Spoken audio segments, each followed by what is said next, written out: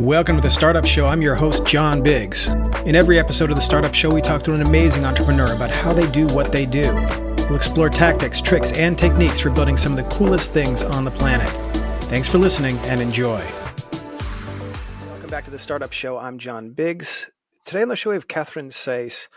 She's the director over at Excurio, which is a immersive travel system that sends you to wild places. Welcome, Catherine. Why don't you tell us what you guys are doing?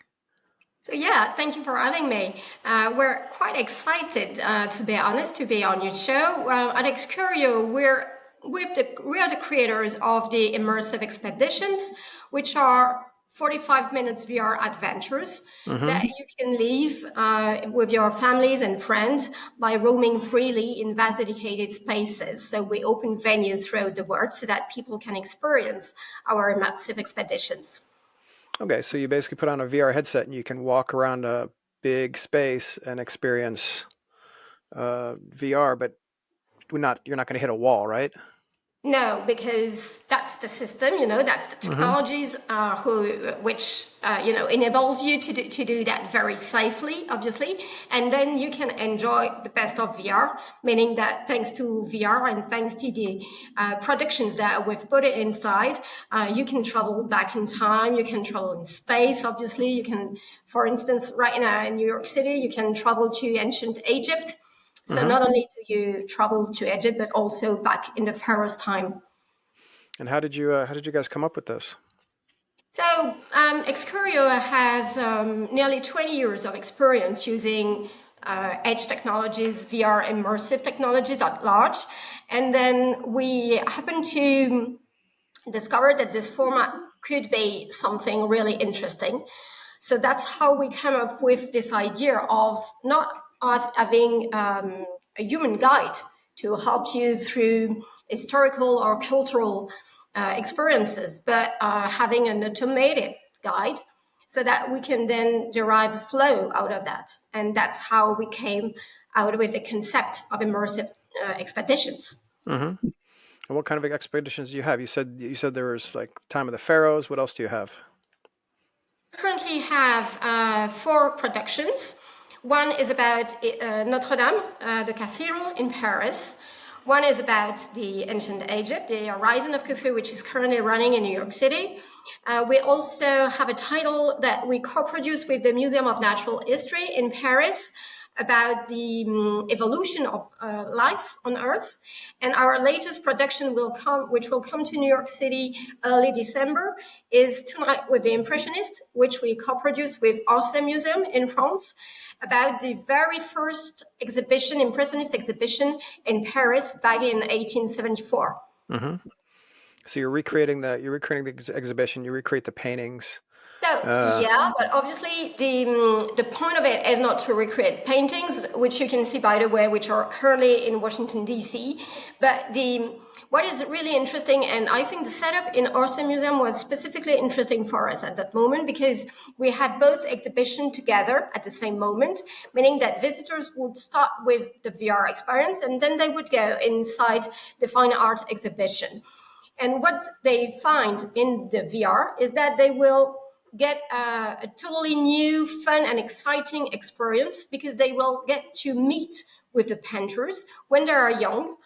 They don't know yet that they're going to become stars, that Impressionism is going to be such a thing, in art history.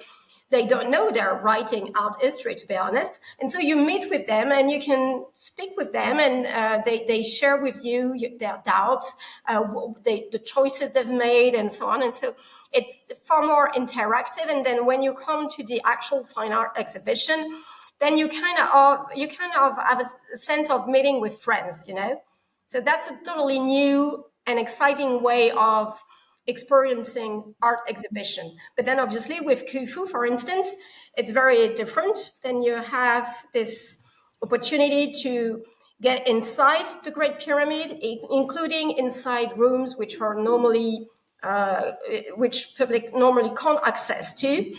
And also, as I said, you travel back in time and you get inside the pyramid at the moment of the funerals of the pharaoh. So it's kind of a moving experience as well. So many different experiences, to be honest. Mm-hmm. And in terms of technology, how are you? How do you map out? Um, how do you ensure that folks don't like walk into a wall or something like that? So you'll see if you go to our venue in New York City, you'll see that there are kind of markers on the walls, black and white, and those are all different, and they allow each headset to know very precisely their position. And so you know exactly the position of the other visitors inside the experience. So you just see them as avatars. And so you don't bump into them because you wouldn't bump into any people in the street, you know. Hmm. So that's a very natural and soft VR experience. You don't need any skill. It's very, very simple. You just put a headset and then you're ready to take off. Interesting.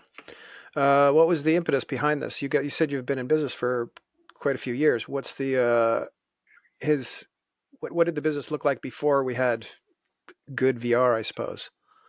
Well, before that, we were involved in, in the service business. So we were working with very demanding luxury brands, for instance, creating very high standard specific VIP experiences using either AR, VR, or other kind of immersive technologies. And then that's when we decided to pivot and to put all our efforts onto the immersive expeditions that we started to really develop that format. Hmm. Okay. How is it? How is getting investment for these sorts of things? It feels like VR was popular, super big for a while, and then kind of disappeared, right? Well, I wouldn't say so. I think LBE is quite an industry, and I think we demonstrated that it's possible to create a profitable business model thanks to VR and thanks to cultural IPs in VR. Because our venues obviously are profitable. So I think this is part of the technology because thanks to our technological platform, we now have the world record of number of simultaneous users in VR with more than 100 people in VR. Wow. And it is not only a tech feat. I mean, I'm very proud of what our team achieved so far, and we still need to keep on, obviously, improving our technology. But this is also what makes it possible to derive a business model and an actual viable business model out of it. So that's why it's so important, and that's what we do. Actually, we do massive flow VR LB venues. Hmm. Okay. And you keep people from you keep people from like bouncing into each other as well. That's really interesting. Oh, Sure, wow. sure. All right, very cool.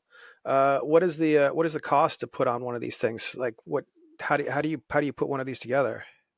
Well, it's very comparable in terms of the jobs that are involved. In terms of production, it's very comparable to video game industry. We Hmm. got game designers, engineers, we use 3D engines and so on. So it's very similar in terms of jobs and skills involved. And then obviously there's also the whole tech team which is developing that technological platform and all the system that makes it possible to have so many people inside VR. So that's what we're doing.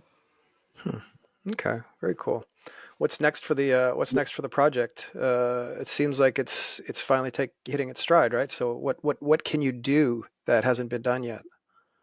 Many things, to be honest. I would say three kinds of things. First thing is that we're gonna keep on improving the technology, and in particular, all kind of interactions and very smooth interactions inside the content we're creating. Then we're also about to open our technology so that other VR creators are going to be able to use it to create their own immersive expeditions. And third thing, obviously, we'll still keep on producing new titles. And so not only are we going to release tonight with the Impressionist in New York City in December, but also we're preparing a new IP, which will be released in April next year. Okay, very cool. Is there something you can't do? Is there something you've discovered that's really difficult to do? Like, I don't know, space or something? Actually, we do have plans also for space, but obviously there are many different challenges. For instance, with Khufu, one of the challenges was to recreate the pyramid as close as it is in reality, and also to recreate it in the past. So we worked with Egyptologist Peter Darmanuelian from Harvard University. So it's very important for us as well to use. We want to make cultural content accessible, and by accessible I mean really putting the best top scholar knowledge available to anyone. And that is what we want to do, and that is kind of something which is difficult, which requires quite a know-how to put all that scholar knowledge into an engaging, fun, and exciting story. So this is what we did with the Horizon of Khufu. This is also what we did with Life Chronicles, with the Museum of Natural History. We worked with dozens of paleontologists to create all these paleo landscapes that you're in. And also, obviously, with Orsay Museum, we worked with the curators of the museum so that we create the characters of the painters as close as possible to what they were, in terms of their moods, probably their belief, their joys, their fears as well. So that's a very challenging thing, I would say, to recreate actual characters and somehow not to betray them. And I think this is something we did fairly well with tonight with the Impressionists. But yes, that's kind of challenges, and of course all the tech challenges as well. Yeah, it's wild. All right, very cool. So the website Excurio, Excurio. Catherine, thank you for joining us. This has been really cool. It's the first time I've heard about this.